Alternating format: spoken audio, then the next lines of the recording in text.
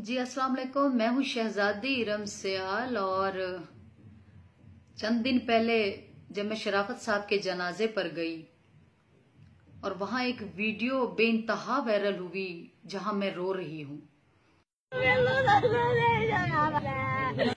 तो उसके बाद लोगों के ये सवालात थे कि शराफत का और मेरा ऐसा क्या रिश्ता है कि जिसकी वजह से इरम सियाल इतना रो रही है। देखा जाए तो मैं बारहा इस बात का जवाब दे चुकी हूं। अगर आप उसी वीडियो को, जो रोने वाली वायरल हुई है, अगर आप उसी वीडियो को ही देखें और सुने कि मैं क्या कह रही हूं, क्योंकि मुझे उस वक्त अपना भी होश नहीं था, मैंने भी बाद में देखी कि पता नहीं किसने वो वीडियो बनाई और वायरल कर दी। तो उसमें मैं कह रही हूं, शराफत के जनाजे पर मैं कह रही हूं कि तुम लोग बहन बेटी की बहुत इज्जत रखने वाले हो और मैं इतने सफरों से आई हूं और मेरे सलाम का जवाब दो। ठीक है, तो मुझे लगता है कि एक समझदार इंसान के लिए वही जवाब बहुत काफी था, लेकिन चंद लोगों को इस बात की समझ नहीं आई।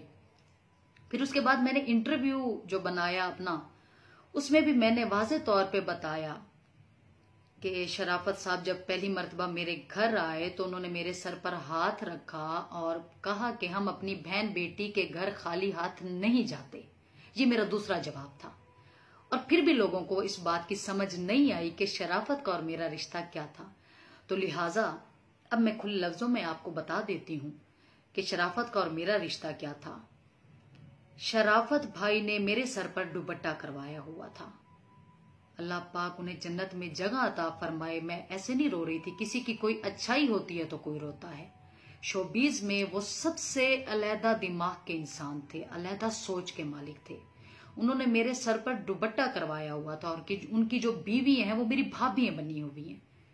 वो हमेशा मुझसे बात करती थी, हमारा एक फैमिली वाला जैसे रिलेशन होता है, हमारा ऐसे था। ठीक है, और लेकिन उसके बावजूद भी लोगों को समझ नहीं आई कि हमारा रिश्ता क्या था। और दूसरी बात ये कि जब मैं उनके जनाजे पर पहुंची तो मैं पहले बता चुकी हूं, बारहा मैं इस बात का इकरार कर चुकी हूं कि मैं डिप्रेशन की मरीज हूं।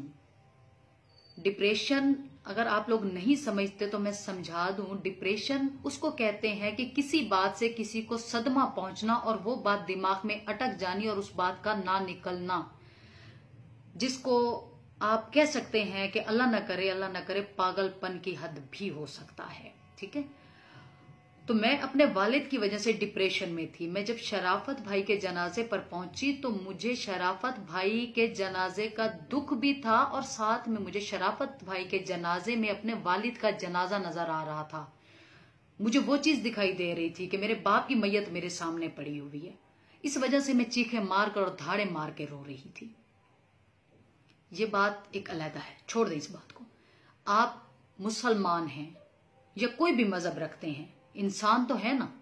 अपने दिल पर हाथ रख के जरा सोचें, जिस माँ के सिर्फ और सिर्फ 2 बेटे हों और वही दोनों बेटे अल्लाह को प्यारे हो जाएं, तो क्या गुजरेगी उस माँ पर। और बच्चे छोटे छोटे हों और वो यतीम हो जाएं, क्या गुजरेगी उस औलाद पर। बीवी जवान हो और बेवा हो जाए, क्या गुजरेगी उस बीवी पर। और क्या गुजरेगी उस खानदान पर जिस खानदान का वो सरमाया था, जिसकी वजह से उनके घर चलते थे। अनवार भाई का घर चलता था, उनका घर चलता था, शराफत सरबराह थे उस घर के।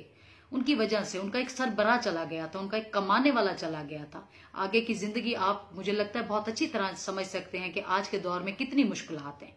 अगर ये चीजें आप जहन में रखें, अगर आप मुसलमान हैं। और एक चीज और कि आप सोचें, मैंने भी मरना है, आपने भी मरना है, मौत तो बरहक है, हर किसी को आनी है।